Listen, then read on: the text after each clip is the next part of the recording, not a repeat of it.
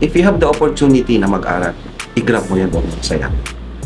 Number 2, kung wala kang opportunity, find a way na makapag-aral ka.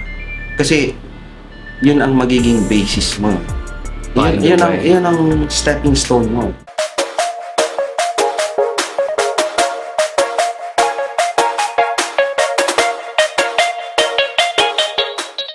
Welcome again to another edition of Raise and Uplift, and today I'm very pleased to have with us Mr. Yul MARPURI, and who is the Chief NBI of the entire of some of the largest provinces in the Bicol region. So it's Camarines Sur and Camarines Norte, right?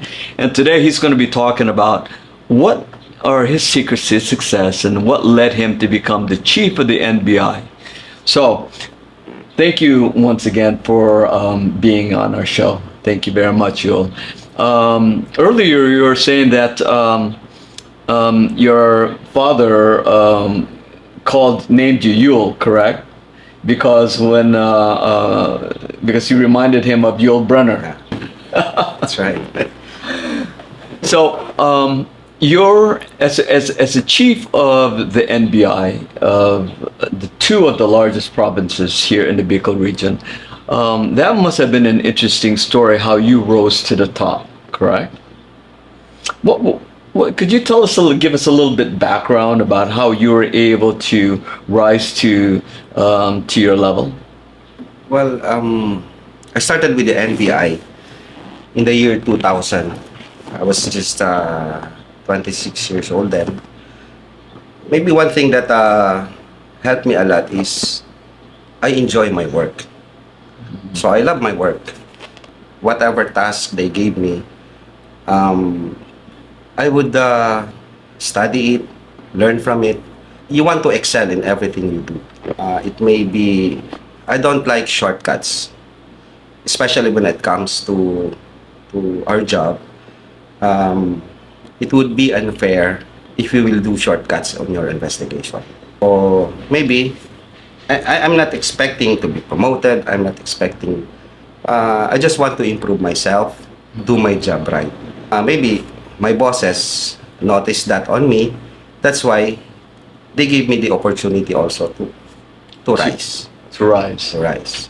And I never complained, except for things that I think that is not right.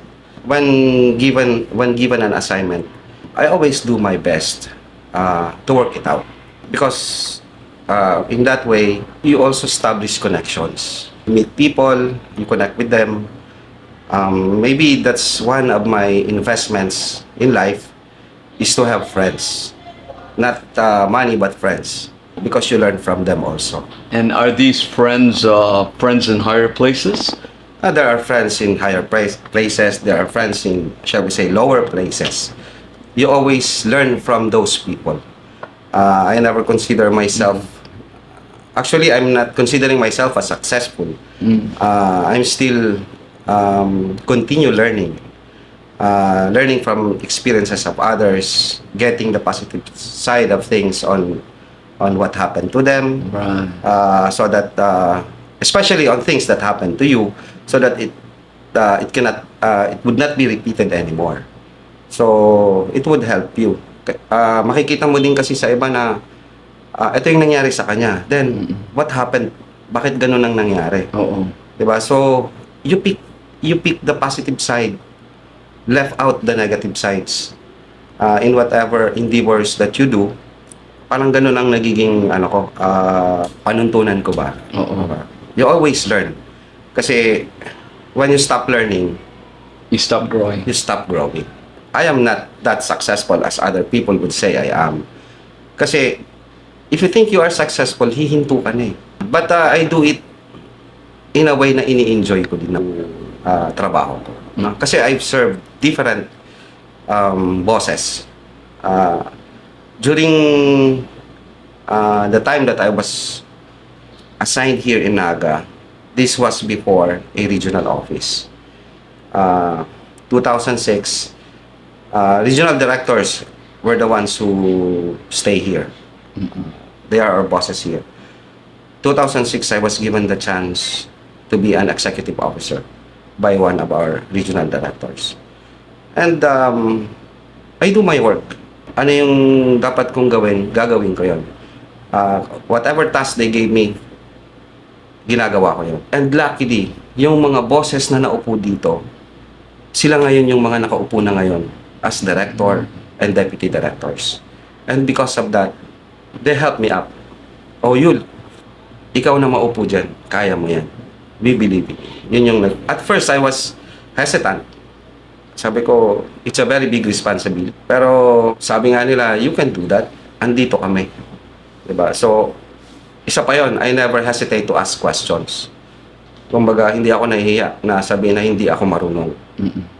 I always ask questions. Sir, paano to? Sir, paano pag ganito? Hindi ako nagpe-presume na, hindi alam ko to. Diba? Pag merong hindi ka sigurado, ask. Diba? Hindi naman masama yan eh. Hindi naman sign of weakness yun para sa akin. Kasi, if you want to learn, you have to ask. You will make choices, you will make decisions. And it will affect not only you, but your people. Yun ang ayaw na ayaw ko, yung mapapahamak yung mga tao. Kaya siguro, sila naman ang nagbigay ng responsibility sa akin, but I stood by my responsibility, yung tasking ko. Kumbaga, gawin mo. Isa pa, syempre, balik na naman uli ako dun sa, nag-enjoy kasi din ako. Diba? So you enjoy the process. Now, there's a lot of people who's also been given a lot of responsibility, right? There are some people who been given a task and they accomplish the task, and many people accomplish the task very well. But there is something different in you. Maybe it is something that you might have learned, right? That made you not only do your work, but excel in the work, so that your bosses, the directors, also notice you, right? What are some of the lessons that you've learned along the way that may have helped you excel in your work so that you could rise to the top? Dito kasi sa bureau, marami talagang magagaling na investigators. Yeah, oo. Marami din kasing challenges and temptations dito. Yeah. Dapat ano ka din eh, yung wary ka din sa mga temptations na yon. Kasi isang mali mo lang, nawawala yung tiwala sa'yo ng mga kasama mo, ng mga boss mo. Hindi naman tayo perfecto eh. But sabi nga niyan, you should as much as possible make wise choices, wise decisions. There are things na kailangan mong i-let go. Like for example, yung mga temptations ba na sasabihan ka na, oh, cheap, ganito, baka pwede mong pagbigyan nito. Ako nang bahala sa'yo, di ba? Mag-o-offer ng malaking amount yun sa'yo. Once you pinatulan mo yan, mahihirapan ka na. Wala namang sikretong hindi malalaman. Remember, this is an NBI. Lahat investigator yan. That's one thing kung paano ma-earn yung trust ng mga tao mo, ng mga boss mo. Kumbaga, huwag kang gagawa ng bagay na hindi nila alam. Maraming temptations dito. Hindi naman sa pag-ano, minsan yung maa-accuse ka of something na hindi mo naman ginawa. Yung social media, lalo pag may natrabaho kang medyo bigat, may mga way din sila to destroy you. Gagawang ka ng kwento. But pag ikaw kilala ka na maayos ka, people around you would not believe that. Kasi alam nila, maayos to. I have good experiences with these people. So, hindi ka naman siguro pag-iisipan ng hindi maganda. Oo. If what you're doing is right. Yun yung challenges kasi na you have to tackle along the way. Kaya nga, di ba, it's not bad na magtatanong ka. Siguro I was lucky enough to have served under my bosses na hindi rin sila matipid, hindi sila kuripot ba na mag-impart ng knowledge nila, ng experiences nila. I learned from iba-iba ugali ng mga yan. You know, kung mag-aalamin mo ano ba attitude niya. Diba? Kunin mo yung maganda sa kanila. Yun ang naging guide ko din along the way. Earlier you said that you learn from those above you, and you also learn from those below you, right? And When I had an interview with Colonel Catan, one of the things that he said that led to his success was that he really cared about his police officers. He really cared about not only his job, but also about the people below him. That's very important.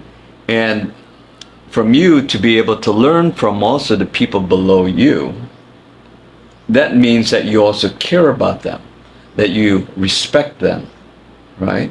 Because as a leader, you have to get the respect of everybody in the organization, right? Not only from your bosses, but also from the people below you. Correct? Yeah, that's right. You really have to understand them.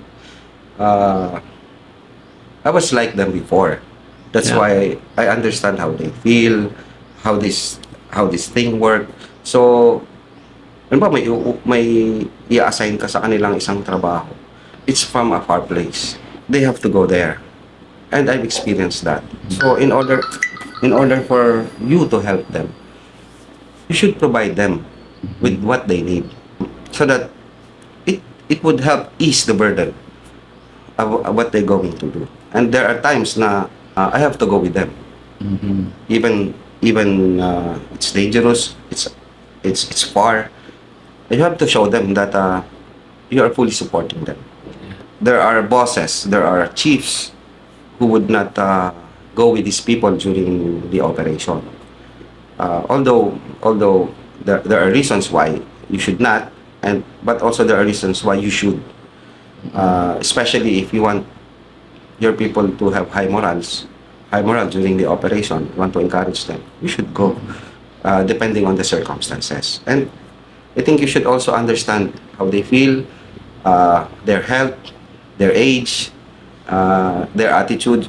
I think dapat alam mo din yung mga ugali nila para ma-encourage mo sila magtrabaho. Kasi kung magbabangga ng mga tao mo, hindi maganda. Parang in order for a machine to work well, kailangan ano yan, yung oiled, tapos yung sabay-sabay ang kumpas. Kasi pag may isa dyan na baliktad ang galaw, hindi kayo makakakilos ng maayos.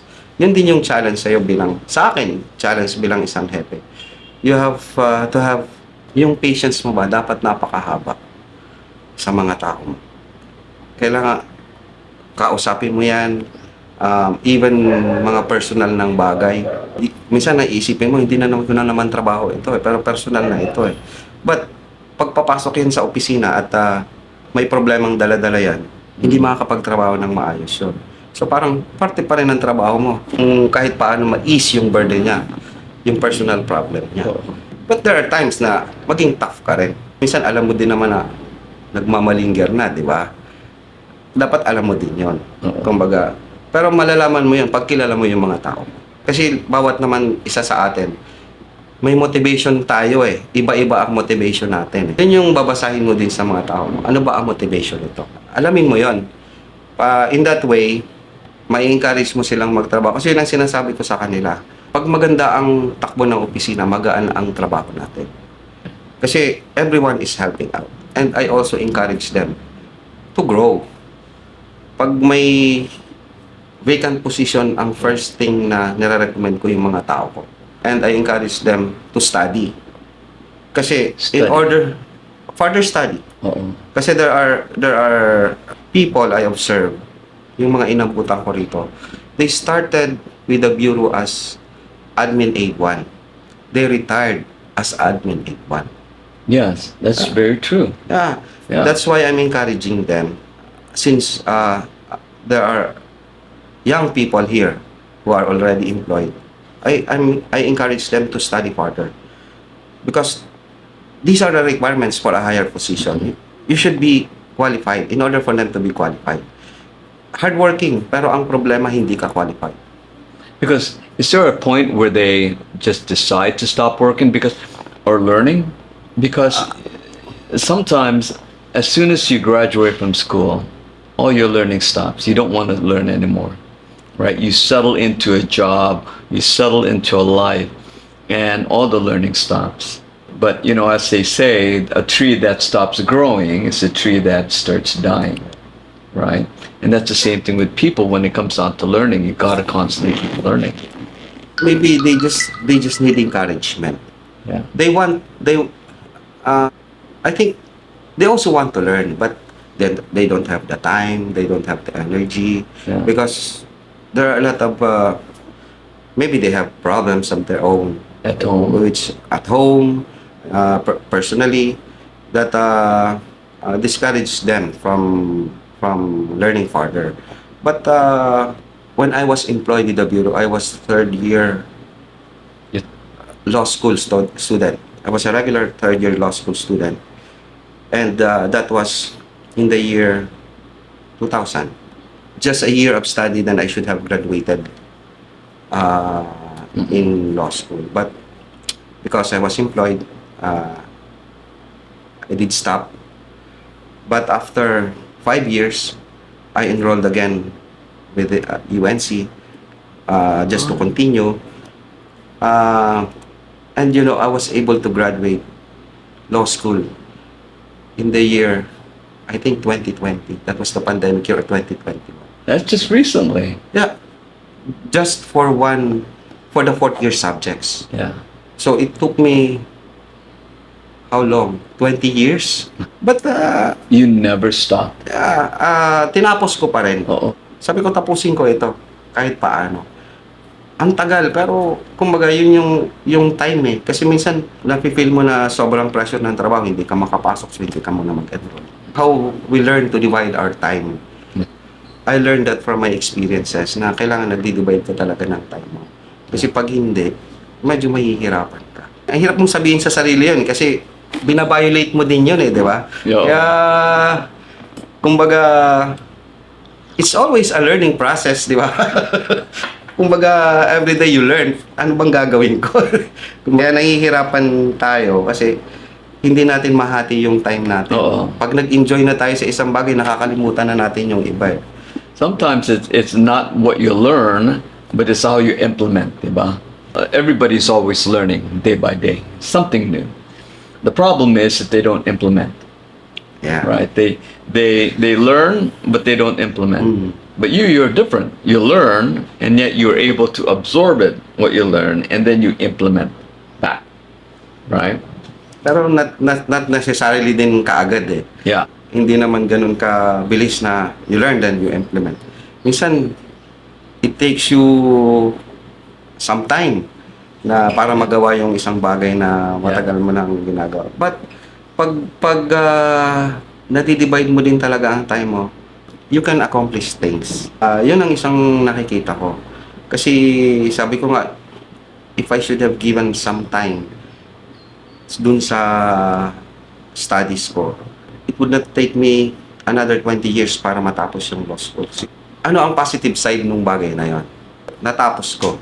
Yeah. Tapos, it teaches me na dapat, kung pwede mo nang magawa, gawin mo na. For future, improvements mo. So, how important was family and your faith and played into your success? Oh, by the way, are you married? Do you have kids? Okay. I have 3 kids. They are age 19, 17, and 15. We're just 2 in the family. I and my sister. She's a lawyer, and she's not married, but he's 40, I think 45 years old.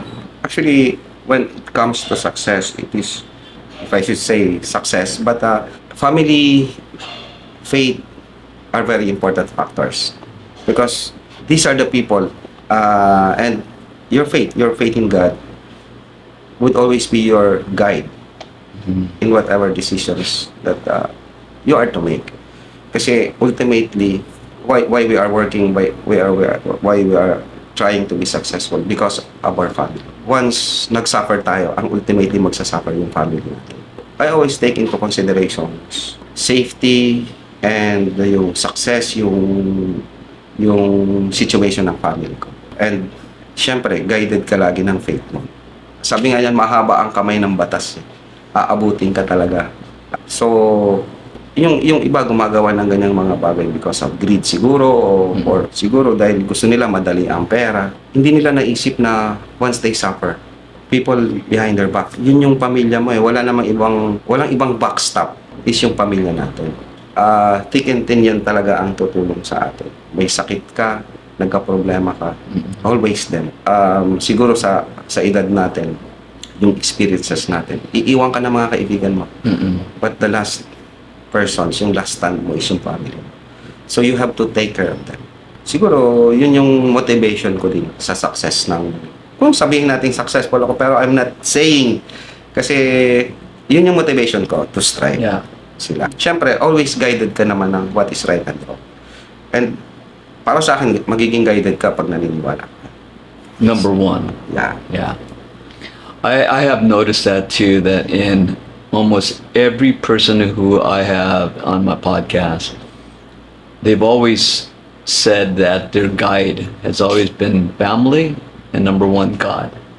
God has been such a very powerful presence in their life, right? How has your faith in God molded you to become who you are? You said He was your guide. Were there times in your life in which you had some massive challenges, maybe in your career? And Yeah, that's right. Hindi lang sa career, sa buhay, there are a lot of mga struggles ka ding dadaanan. Siguro hindi lang naman ako. Every time we have a big problem na talagang you really have to decide, you really have to choose. Pupunta ka ng simbahan. Kung ano yung faith mo, pupunta ka doon. And you would talk to Him. But always asking for wisdom. Nagiging maganda naman ang mga resulta. That's why, siguro hindi naman ako pala simba. Yung every Sunday talaga, nagsisimba ako. But, I always pray. Every day. Siguro hindi lang nila napapansin. Kasi yung prayer naman is, para sa akin yung prayer is, wala namang form yan. You could just be silent sa isang lugar, but you're praying. Hindi naman kailangan pumunta ka sa ganitong lugar. Ang sa akin kasi, once you communicate ka sa Kanya. Tinan mo yung mga nasa ibang lugar na in distress, di ba? They also pray. Yun yung unang ginagawa natin eh. We pray. When we travel, we pray. Even in our decisions. Kahit kami, pag may mga lakad kami, before we go, I pray. Ang prayer ko is for my men to be safe. And also, yung aarestuhin namin to be safe also. It's not na kami lang, but them also. so you pray for the safety of your staff in every major operation. What would be one of your largest? Could you share a challenge that you had early in your career that made you maybe even think twice about what you're doing? May mga experiences din kasi na nakakatuwa. Later na lang maiisip mo kasi nalusutan mo, di ba? Yung mga life-threatening na minsan magbibigay din sa'yo ng idea on what to do sa mga susunod. I have one particular experience na nanghuli kami nung mga fake na sapatos sa Green Hills, yung sa mall. Yung mga Muslim brothers natin na nagtitinda ron. Ang dami nila, several stalls. If you've been there, you could imagine yung tindahan ng mga sapatos doon. Yung mga, may mga fake, may mga hindi. Several teams kami. I was the team leader of one of those teams. Kasi several stalls yun. Eh yung team namin, siguro 5 lang kami sa isang stall. Kasi ang ano naman, magkakalapit daw. Pagdating namin doon, kinuyog kami ng mga tao. Hanggang napansin ko, ako at saka yung cameraman na lang yung nandun na iwan. Tapos andyan sila sa harap mo, may mga dalang pamukpok. Iniisip ko, sabi ko, dalawa lang babagsakan ko dito, ospital tsaka sementeryo. Kasi kita mo, galit talaga sila eh. I was trying to explain. May hawak ko yung search warrant, inaagaw nila, hindi ko binibigay. I was trying to explain to them, pero ayaw nilang makinig. Talagang they will drive you away. Eh, kumbaga, press against the wall na talaga. Wala na kaming matakbuhan. I noticed an elderly na siguro among the group, pag siya nagsasalita, napapansin ko na they listen.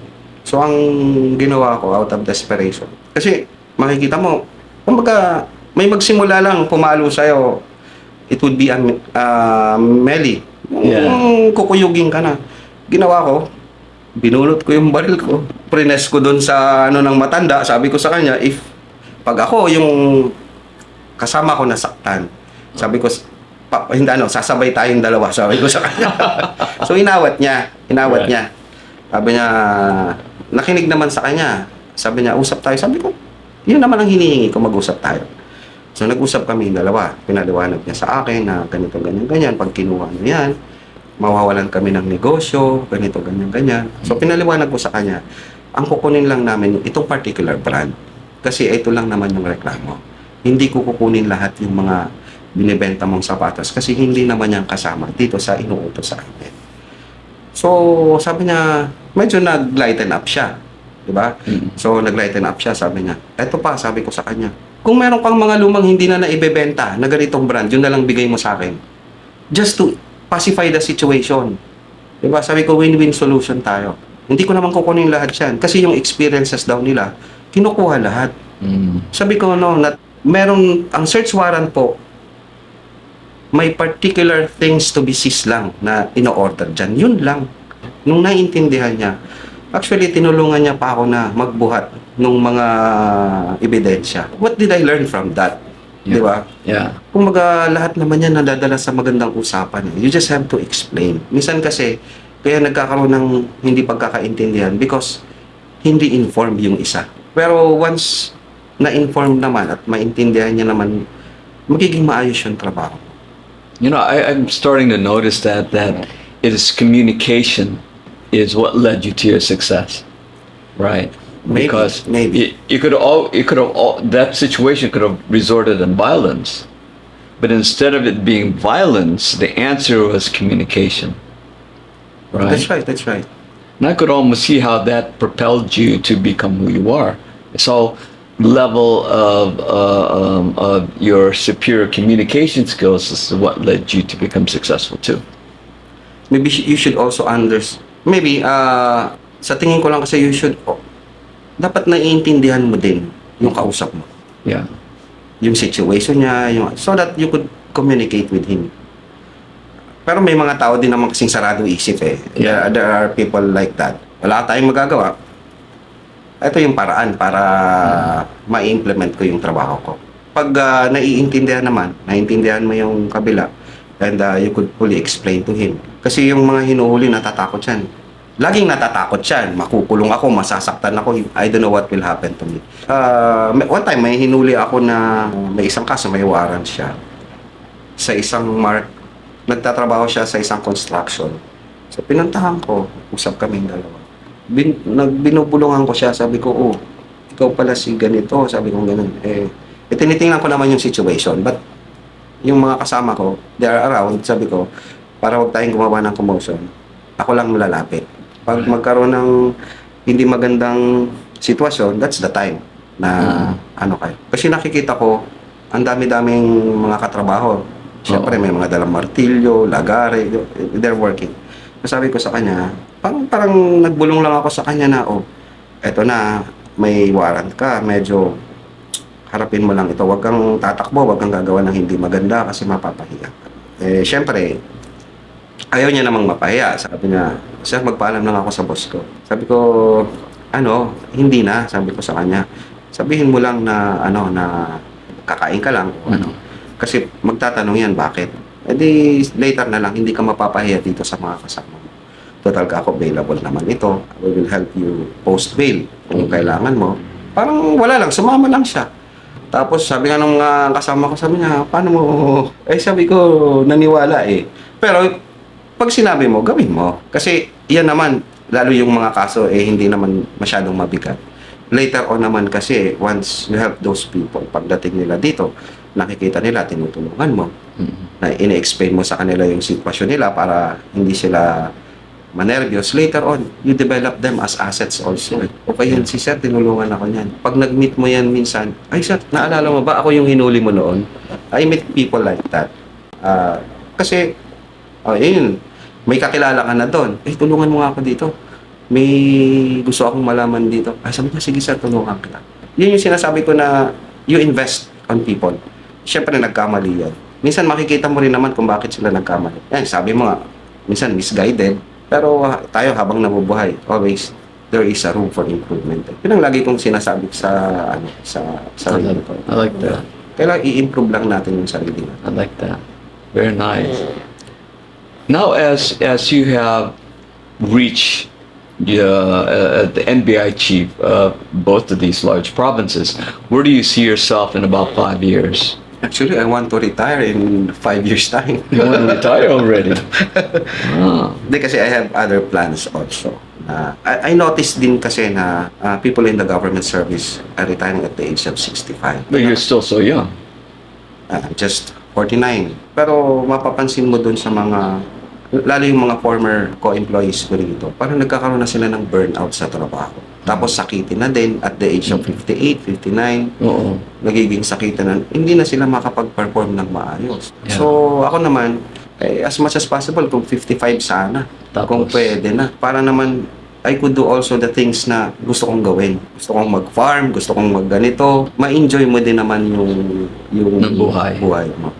What would you consider in 5 years? You said you had other plans. What would that be? Actually, I'm trying several businesses na, like, the bra bro. Yes.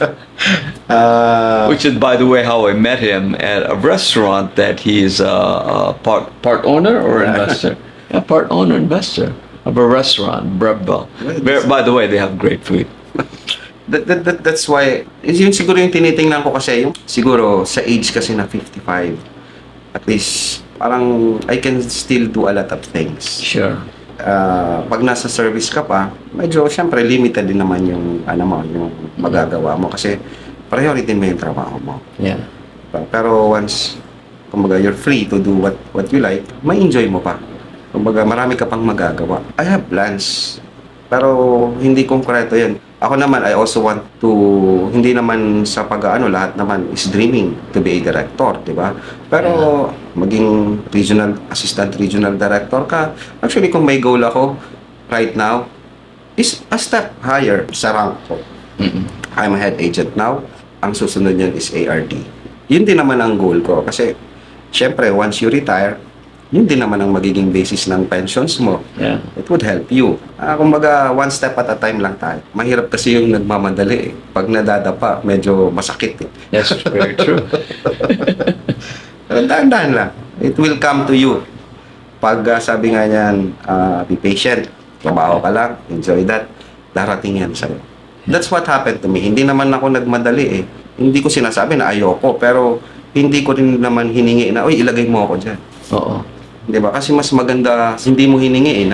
Yung iba yung binigay sa'yo, iba yung hiningi mo. Isipin mo pag nagka-problema ka, yan kasi gusto mo pala dyan, hindi mo kaya.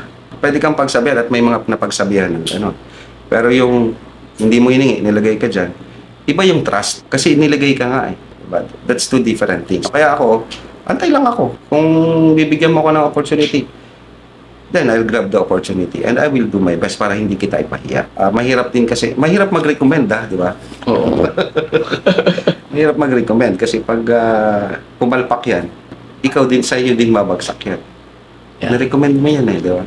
Yeah. So, yun. Kaya ako, pag na-recommend ako, I make sure na hindi ko pinahihiya yung nag-recommend sa akin. Totoo. That's again how I gained their trust. If you have one advice that you could give to the audience, and even to, let's say, your underlings, the people that work below you, right?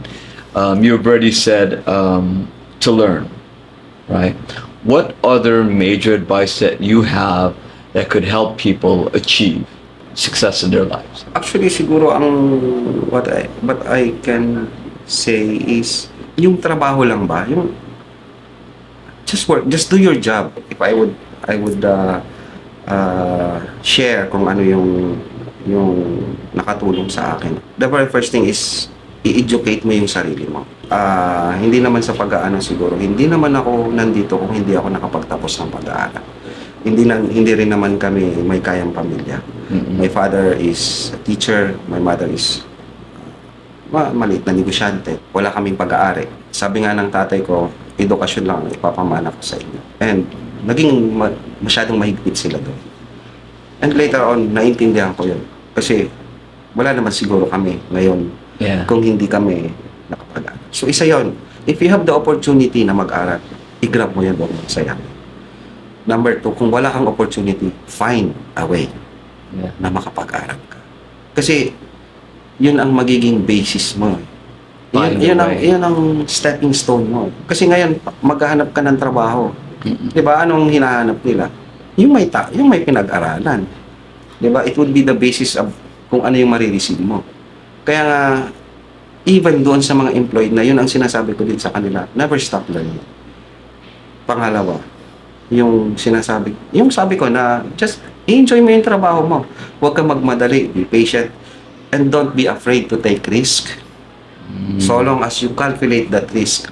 Hindi yung bahala na, bahala na si Batman, pero calculate mo yung risk mo. Kasi hindi naman lahat ng iniisip natin mangyayari. Laging may what if yan eh. Diba? What if ganito ang nangyari? Be prepared for that. What if ganito ang nangyari? Be prepared for that. Pag hindi ka sigurado, wag mo ituloy.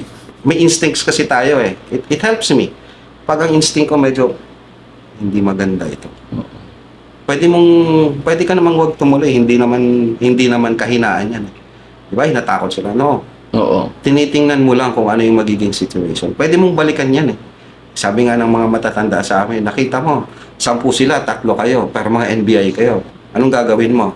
Kung di atras ka, 10 sila, pagbalik mo, 30 kayo. Kumbaga, be wise. Minsan nakakatakot din naman talaga na, papasokin mong bahay, malaki. Hindi mo alam yung ano.